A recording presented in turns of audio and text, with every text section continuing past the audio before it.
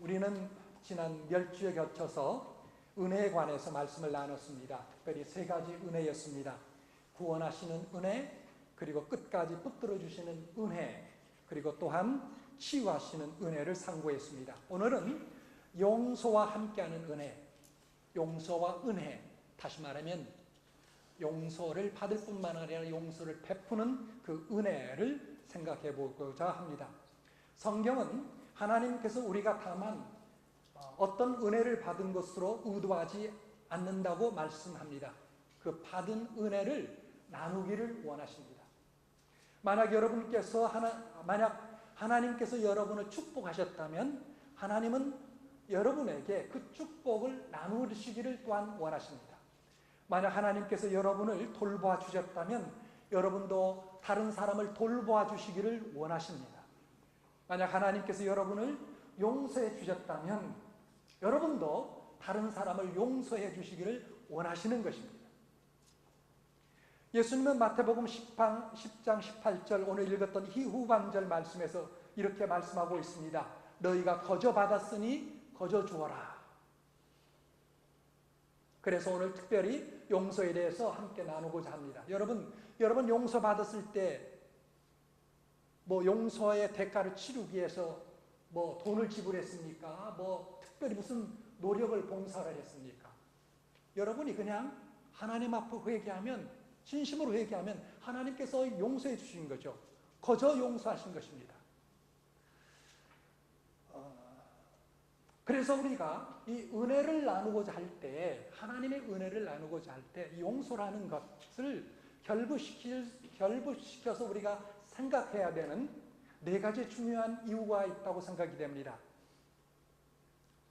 은혜에 대한 시리즈를 하면서 용서를 우리가 나눌 수 없는 그러한 이유입니다. 첫째 하나는 우리가 예수 그리스도를 믿을 때 하나님으로부터 받는 첫 은혜가 바로 용서입니다. 우리가 하나님께서 우리를 자녀 삼으시기 전에 먼저 무엇을 하십니까? 용서하시고 우리를 받으십니다. 그렇죠? 용서하시고 우리를 받으십니다. 우리가 많은 은혜 가운데 첫 번째 은혜가 바로 우리의 죄에 대한 용서였습니다. 둘째 이유는 용서에는 다른 어떤 은혜보다 더 크기 때문입니다. 물론 우리가 천국에 갈 수 있는 그러한 은혜, 그것도 크죠. 큽니다. 그러나 여러분, 우리 죄 때문에 사실상 지옥에 갈 수밖에 없었던 건 아닙니까?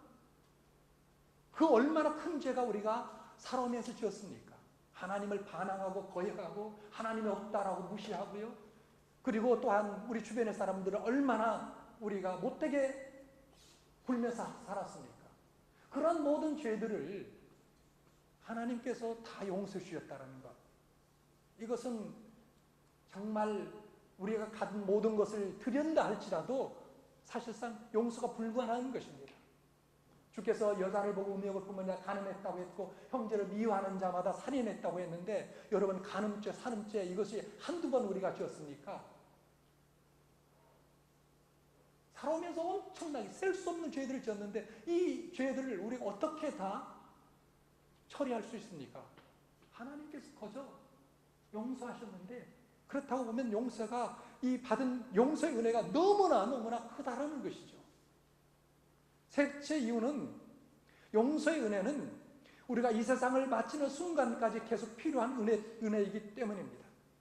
예수님께서 제자들에게 주기도문을 가르치셨죠. 그 가운데 하나님에 관해서 세 가지 것을 기도하라고 하셨고, 그리고 우리 자신에 관해서 필요한 세 가지 것을 또 기도할 것을 말씀하셨습니다.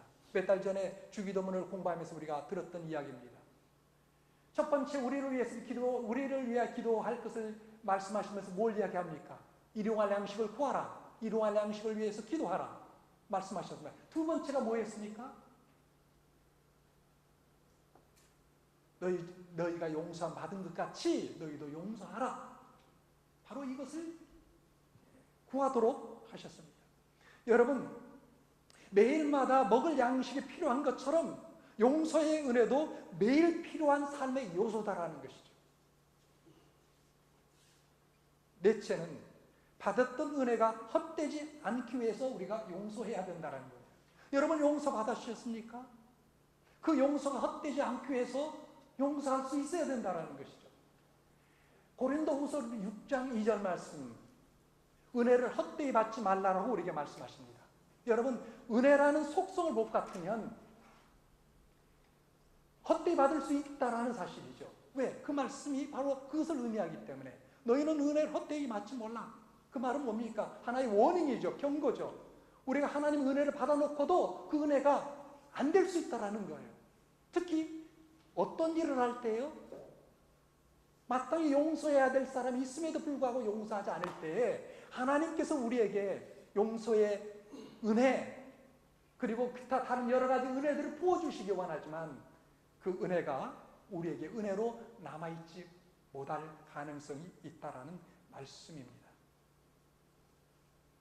여러분은 여러분의 죄를 용서하신 은혜를 받았습니까? 그런데 여러분은 어떤 사람의 어떤 사람의 잘못을 용서하고 싶지 않은 그런 마음을 혹시 갖고 있지는 않습니까? 그렇다면 여러분의 하나님으로부터 한 은혜가 역사하지 못할 것입니다. 여러분, 많은 경우 우리가 회개하고서도 왜 마음속에 기쁨이 없습니까? 왜 용서에 대한 확신이 없습니까? 왜 평안이 없습니까?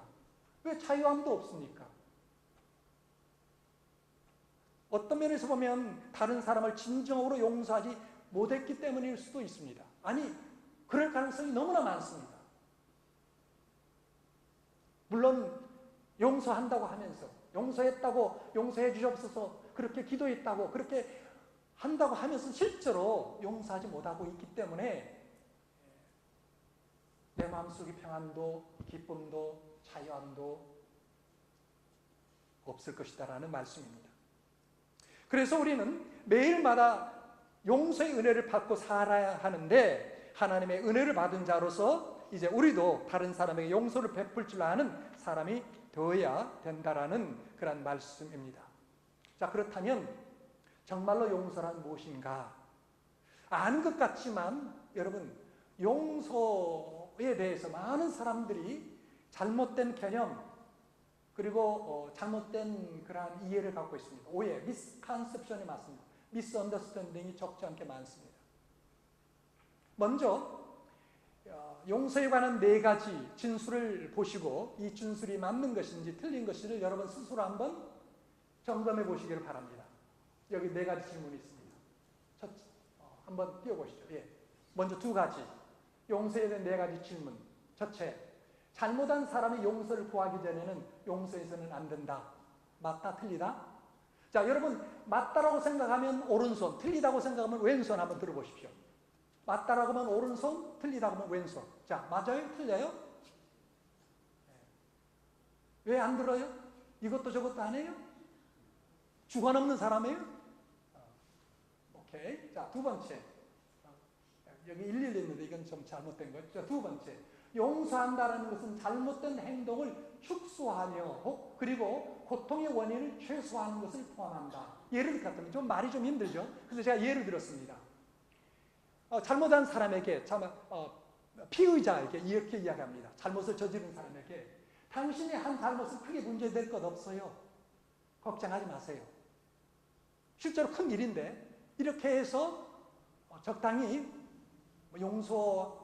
이렇게 해서 용서를 이렇게 하려고 한다라는 거죠. 이게 틀리냐 맞느냐? 어디 한번 들어보세요. 여러분 손. 맞습니까? 틀리십니까? 남보지 마시고 주관을 똑바로. 오른손 왼손 맞는 거예요? 틀리는 거예요? 자, 그 다음에 세 번째. 용서는 깨어진 신뢰와 관계로 회복하는 것을 포함한다. 자, 용서해놓고서 용서했으면 신뢰를 해야 되고 또 믿어야 되고, 다시 말해서, 그리고 관계도 다시 회복해야 된다. 그것까지 포함한다라는 거예요. 맞습니까? 틀립니까? 맞은 사람 오른손, 틀린 것, 틀리다고 하면 왼손. 나머지는 손 안 들어요? 자, 마지막 질문. 상대방의 잘못을 잊어버리지 않는다면 당신은 정말로 용서한 것은 아니다. 자, 맞습니까? 오른손, 왼손. 많은 사람이 오른손을 들었어요. 혹시 틀리다라고 생각되는 사람이 있어요. 왼손 들어보세요. 왼손 있는 사람. 왼손. 다 맞는다고 하시는 것 같아요. 자, 이 정도로 여러분 용서에 대해서 잘못된 생각들이 있다라는 거예요. 이 네 가지 질문 다 틀린 거예요. 네 가지 진술 다 성경적으로 봤을 때 맞는 것이 아닙니다. 특별히 예수님께서 하신 말씀을 놓고 보면 이 네 가지 진술 다 틀린 그런 진술들입니다. 그래서 오늘 이 중요한 용서에 대해서 하나님께서 주신 여러 가지 은혜가 우리 속 가운데 정말로 자리 잡고 풍성한 우리의 삶을 만들어가기 위해서 용서에 대해서 우리가 2시간에 걸쳐서 공부하기를 원합니다. 먼저 오늘은 용서가 아닌 것에 관해서, 그리고 다음 시간에는 용서가 무엇인지, 세 가지, 그리고 왜 용서해야 되는지를 말씀하고자 합니다. 오늘은 먼저 첫 시간으로 용서가 아닌 것을 이야기하고자 합니다. 첫째, 용서는 조건적이지 않습니다. Forgiving is not conditional. Forgiving is unconditional. 용서는 다른 말로 말하면 어떤 조건에 근거해서 한 것이 아니다라는 것입니다. 사실 성경은 정반대를 이야기합니다. 진정한 용서는 무조건적입니다. 용서는 어떤 자격이 있어서 혹은 다시는 그런 일을 내가 하지 않겠다 약속하고서 받는 것이 아닙니다. 여러분이 어떤 사람에게 만약 당신이 이렇게 하면 내가 용서하겠다 라는 것은 진정한 용서가 아닙니다. 그건 용서가 아니라 그건 협상입니다. 진정한 용서는 성경적으로 볼 때 그것은 무조건적입니다. 심지어 피의자가 잘못을 저지른 사람이 용서를 구하지 않아도 나는 용서하는 거예요. 그것이 진정한 용서예요. 예수님께서 여러분 보십시오. 십자가에 못 박히셨을 때 말씀하셨죠. 하나님 앞에 기도한 것이 있습니다. 그 가운데 하나가 뭐였습니까? 아버지여, 저들을 사하여 주옵소서. 자기 하는 것을 알지 못함이니이다. 여러분, 자기를 못 박은 그런 로마 군병들과 그리고 못 박아라고 막 선동했던 유대 종교 지도자들을 향해서 주께서 이 말씀을 하셨는데, 예수님께서 저들이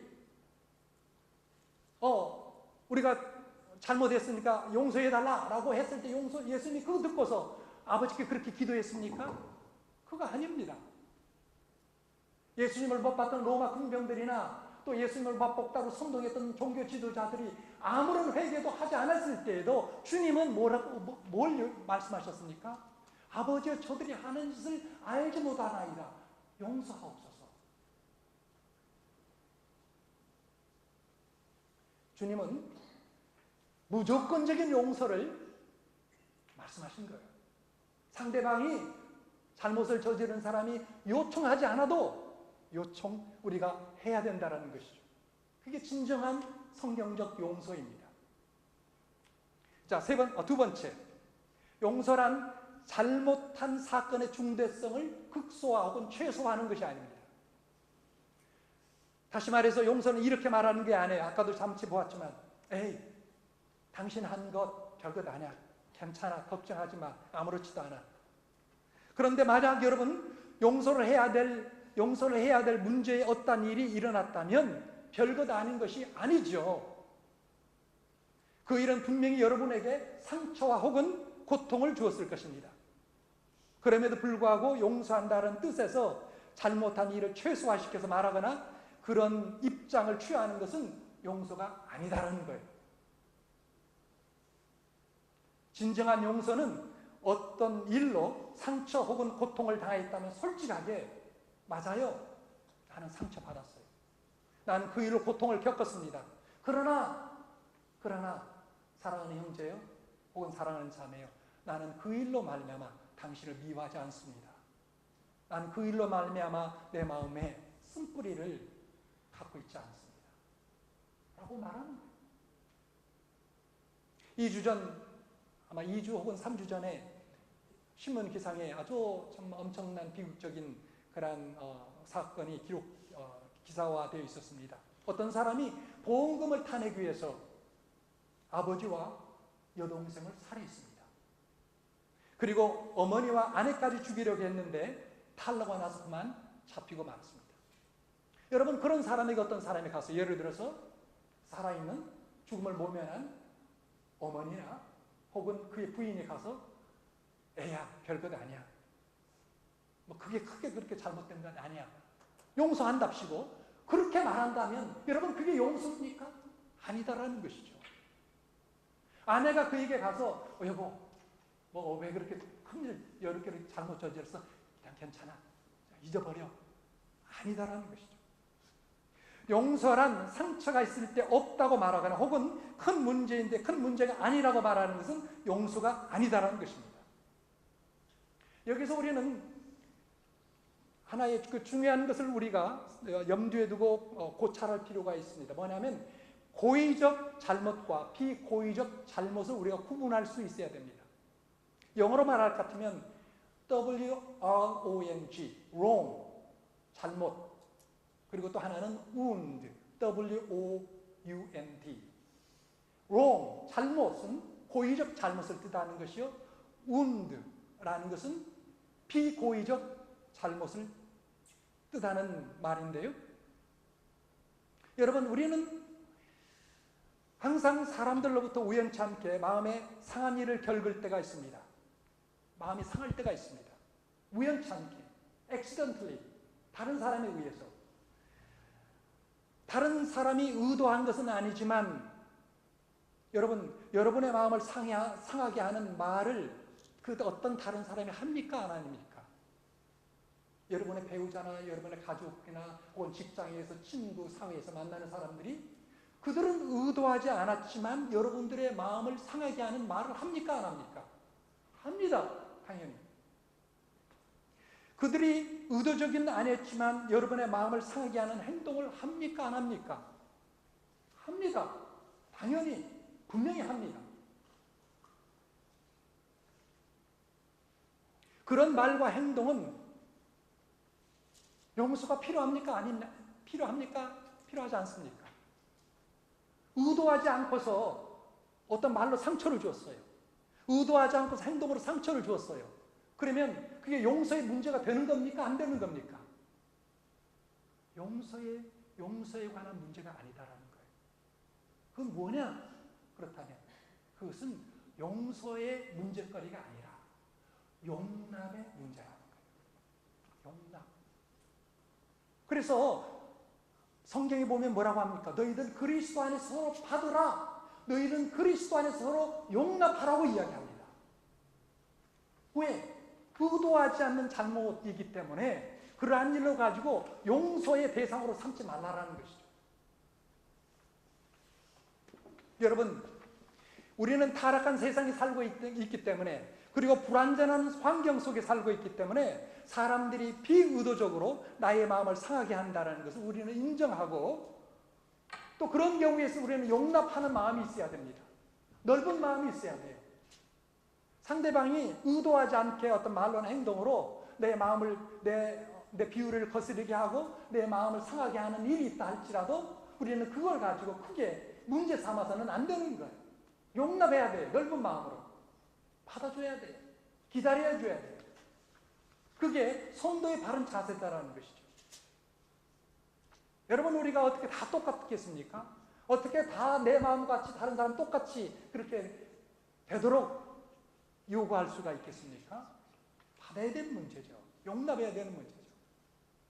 그러나 반면에 용서란 의도적으로 말로나 행동으로 잘못을 범했을 때 하는 것, 그것이 바로 우리가 정말 필요한 용서입니다.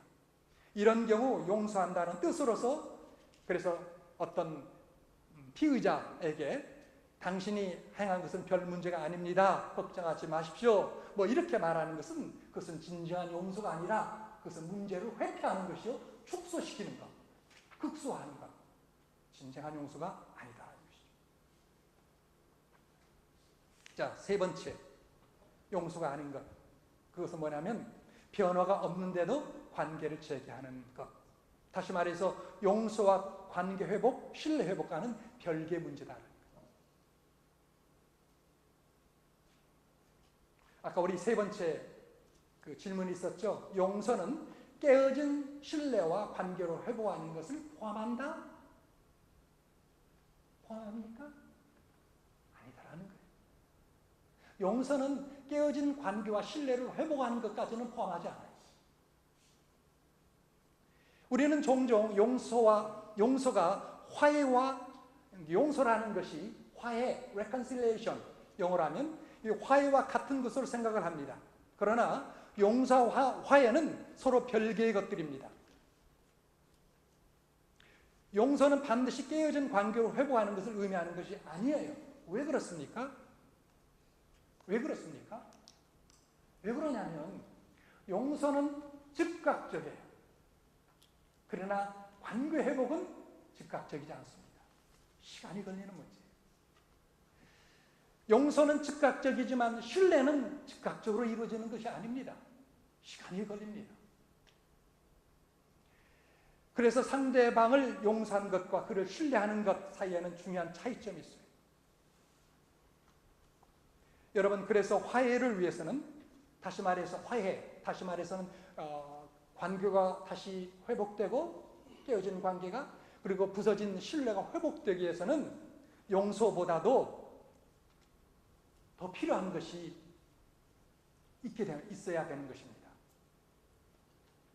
만약 여러분이 어떤 사람과 깨진 관계를 허가하라 한다면 여러분은 먼저 용서를 해야 됩니다. 예를 들어서 나라는 사람하고 어떤 사람하고 관계에 있어서 관계가 깨졌어요. 신뢰가 금이 갔습니다. 그런데 내가 잘못한 것이 아니고 명백하게 저 사람이 잘못했어요. 그러면 그 관계를 어떻게 회복하느냐? 첫째, 내가 먼저 용서해야 돼요. 아까 좀 전에 말씀드렸지만 그가 용서를 구하기 전에 나는 먼저 용서를 하고 있어야 돼요. 하나님 앞에서. 그 앞에서도. 그 다음에 그것이 나의 몫이에요. 그 다음에 나머지는 상대방의 몫이에요. 그가 해야 될 세 가지 것이 있어요. 관계를 회복하고 신뢰를 회복하기 위해서. 잘못을 저지른 사람이 행해야 될 세 가지의 요소가 있다는 거예요. 그 세 가지 요소가 뭔지 3R로 표현할 수 있겠습니다. 세 가지 영어로는 R. 자, 우리 같이 봅시다. 첫째, 회개, repentance가 필요해요. 진정한 회개. 다시 말해서 뉘우침이 있어야 돼요. 그래야 깨어진 관계가 회복되는 거예요. 신뢰가 회복될 수 있는 거예요. 그 다음에 두 번째, 가능한 경우 보상이 있어야 돼요. 일례를 같으면 특히 금전적으로 문제가 생겼을 때, 뭐 한국에서 예를 들어서 뭐 사업하다가 잘못 유혹을 받아서 그냥 부도가 난 것이 아니고 의도적으로 돈을 빌려다가 안 갚고 그냥 LA로 도망갔다. 그런데 이제 내가 잘못했구나 라고 깨닫고 어떻게 합니까? 관계를 회복하려고 할 때 내게 만약에 남아있는 돈이 있다면 어떻게 해야 돼요?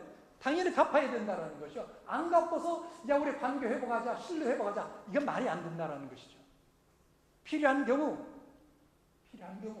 보상이 있어야 됩니다. 그다음에 세 번째, 신뢰 회복이 있어야 된다. 신뢰 회복할 수 있도록 노력해야 된다. 말씀입니다. 또 한 가지 예로 들어볼까요? 자, 여러분이 어떤 사람하고 결혼을 했는데 불행스럽게도 알코올 중독자이며 폭력을 쓰는 사람입니다. 계속해서 고통과 상처를 그가 줍니다. 그래서 더 이상 감당할 수 없는 지경에 이제 있게 됩니다. 그래서 어떻게 합니까? 사법당국에 호소해서 이제 법원으로부터 접근 금지 명령이 내려졌습니다. 그런데 배우자가 전화를 걸어서 울면서 용서를 구합니다. 내가 정말 잘못했어. 정말 잘못했어. 나를 용서해 줘. 그러면 그것을 받았던 상대 배우자는 어떻게 해야 됩니까? 맞아요. 용서해야 되죠. 왜요? 하나님께서 용서하라고 명령했으니까. 내 감정이 동하지 않든 용서하라고 명령하셨으니까 용서해야 되는 것이죠. 이렇게 용서는 즉각적입니다. 그런데 만약 그 상대 배우자가 또 이렇게 얘기합니다. 여보, 당신이 나를 용서했는데 그렇다면 나를 이제 집으로 받아들여야 되지 않겠소? 라고 말하는 것 어떻습니까? 아니다라는 것이죠. 이것은 별개의 문제다라는 거죠. 용서하고 이것은 별개의 문제다라는 거죠. 그렇게 요청하기 전에 그는 먼저 적절한 알코올 중독 치료 절차를 거쳐야 되는 것입니다. 그런 가운데 진정한 변화를 갖고서 받아줄 것을 요청해야 된다는 것이죠. 그런 변화 없이 우리 관계 회복하자, 신뢰 회복하자, 이것은 부당한 요구다라는 사실. 이것은 성경적인 바른 관계 회복이 아닙니다. 용서가 아닙니다. 여러분, 용서는 은혜의 근거에서 무조건적으로 주어지지만 관계와 신뢰 회복은 얻어야 되는 거예요. 얻어야 되는 것입니다. 만약 어떤 사람이 여러분에게 어떤 잘못을 거듭거듭 행해서 상처를 주었다면 하나님은 그 사람을 거듭거듭 용서하라고 말씀하십니다. 몇 번씩 그렇게 하라고 합니까? 예수님의 말씀해 볼 것 같으면 70번씩 7번이라도 490번이라도 용서하라고 이야기합니다.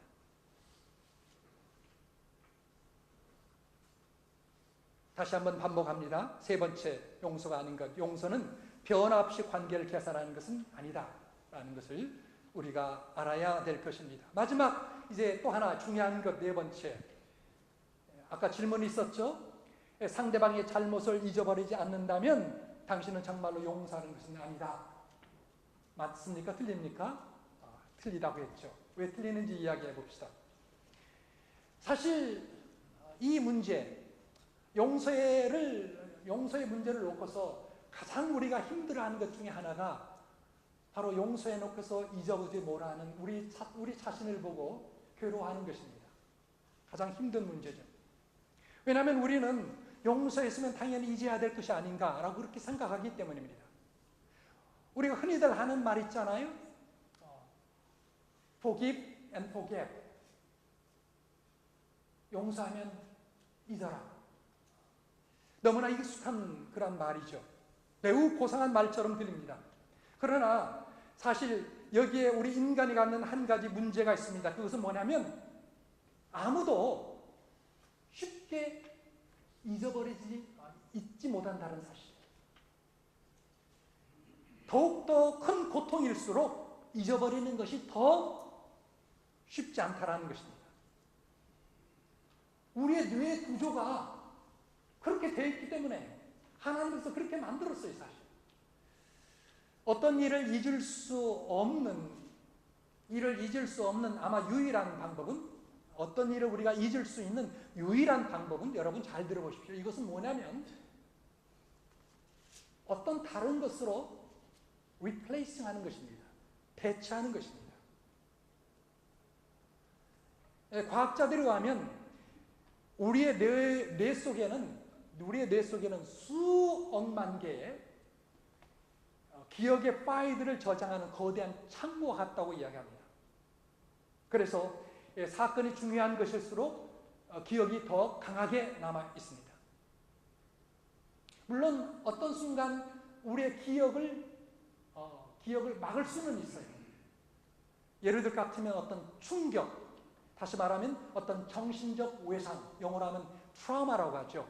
트라우마가 딱 벌어지면 일순간 과거를 잊어버릴 수 있습니다. 그렇죠? 우리가 그런 드라마 같은 것을 많이 보지 않습니까? 과거를 순식간에 잊어버릴 수 있어요. 그런데 잊어버리지만 정말로 지워지느냐, 우리 뇌 속에서? 아니다라는 거예요. 과학자들이 연구해보니 그건 아니고 막혀있다는 거예요. 블락킹되어 있다는 거예요. 그래서 다시 어떤 충격을 주거나 어떤 노력을 통해서 막혔던 기억이 되살아나는 경우들이 왕왕 있다는 것이죠.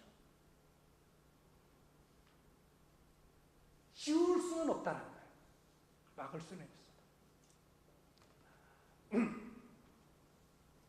또 한 가지 중요한 문제는 특히 신앙적으로 볼 때 내가 신앙이 성숙 안 하면 상대방의 잘못을 잊어버려야 된다고 생각까지 합니다. 잊어버려야 된다. 그래야 진정한 용서를 하는 것이다 라고 생각합니다. 그러나 여러분, 아무리 영적으로 성숙한 사람이라 할지라도 우리 뇌 속에서 지워버릴 수는 없다라는 것입니다. 자, 그렇다면 이제 우리가 이 문제를 어떻게 해결할 수 있겠습니까? 있는 것, 잊어버리는 것보다도, 다시 지워버리는 것보다도 더 나은 것이 있는데, 그것은 바로 뭐냐면 기억을 하되 고통을 느끼지 않는 것입니다. 기억을 하되 상처를 느끼지 않게 만드는 것입니다. 다시 말하면 기억을 하되 하나님께서 그 고통스러운 일 가운데 어떻게 역사하셨는가를 보는 것입니다. 기억을 하되 하나님께서 어떻게 그 악으로부터 손을 만들어내셨는가를 생각해내는 것입니다. 기억을 하되 어떻게 그 고통을 당한 여러분이 동일한 고통을 당하는 사람을 이해하고 도울 수 있는 사람으로 되었는가를 생각해내는 것입니다. 아마 이런 것들이 기억을 지우려고 노력하는 것보다도 훨씬 더 효과적이요, 훨씬 더 유익된 것이요, 훨씬 더 나은 것들이라는 것입니다. 기억을 하되 하나님의 절대 주권적인 은혜, 로마서 8장 28절 말씀 여러분 기억하시죠? 하나님을 사랑하는 자, 그 뜻대로 부르심을 입은 자들에게는 모든 것이 합력하여 선을 이루느니라라는 이러한 말씀대로 어떻게 역사하셨는가를 깨닫는 것입니다. 이것이 더 확실한 성경적 방법이라는 것입니다. 왜냐하면 그 사건 자체를 잃어버리면 우리는 하나님의 감사를 드리거나 찬양하는 일을 할 수 없기 때문입니다. 여러분, 이 문제를 놓고 우리가 발견할 수 있는 좋은 성경의 케이스가 있습니다. 바로 누구냐면 요셉입니다. 요셉을 생각해 보십시오. 요셉의 과거 형들이 그에게 범했던 그 비행을 요셉은 잊고 살았습니까? 자기를 죽이려고 물구덩이에 쳐넣고 그리고 외국으로 종으로 팔아넘기는 그 형들의 죄악을 요셉은 잊고 살았습니까? 후에 요셉이 애굽 나라의 총리가 되고 기근으로 형들이 자기 앞에 딱 등장했을 때 형들이요, 당신이 나에게 과거에 무슨 일을 했던가? 라고 그렇게 반문했습니까? 여러분 보십시오. 요셉은 결코 잊지 않았습니다. 그러나 또한 결코 형들이 범한 죄악의 고통과 상처를 품고 느끼고 살지 않았다는 거예요. 어떻게 그것이 가능할 수 있겠습니까? 바로 교체의 원리입니다. Replace, the principle of replacing. 교체의 원리. 고통스러운 과거의 사건을 하나님의 은혜로 바꾸는 것입니다. 그래서 요셉이 형들 앞에서 어떻게 용서하며 고백합니까? 창세기 50장 20절 말씀 같이 봅시다. 시작. 당신들은 나를 헤아려 하였으나 하나님이 그것을 선으로 바꾸사 오늘과 같이 만민의 생명을 구원하게 하시게 하였나이다. 여러분, 여기 분명히 나타나 있지 않습니까? 당신들이 나를 뭐예요? 당신들이 나를 헤아려야 했다. 잊어버리지 않은 거죠. 조금도. 그렇지만 뭘로 바꾸고 살았습니까? 하나님께서 그 악을 선으로 바꿔서 오늘같이 이제는 만민을 구원하는 그러한 애굽의 총리로서 나를 세웠다라는 그러한 말씀을 여기 하고 있지 않습니까? 여러분, 용서란 일어난 일들을 잊어버려야 한다는 것은 아닙니다. 그럴 수 있으면 좋겠지만 그렇게 쉽게 잊도록 우리는 창조되지 않았습니다. 대신 기억하십시오. 대신 예수 그리스도를 믿는 믿음을 가진 사람은 잊을 수 없는 과거의 사건을 되씹으면서 고통 속에 살아가는 사람이 아니라 그 가운데서도 하나님께서 선을 이루신 은혜를 깨닫고 살아가는 사람들입니다. 아멘. 바로 이런 사람이 진짜 하나님을 아는 사람이요, 하나님의 은혜를 받은 사람들입니다. 이제 다음 주에는 참된 용서가 무엇인가를 함께 또 나누도록 하겠습니다. 우리 같이 기도합시다.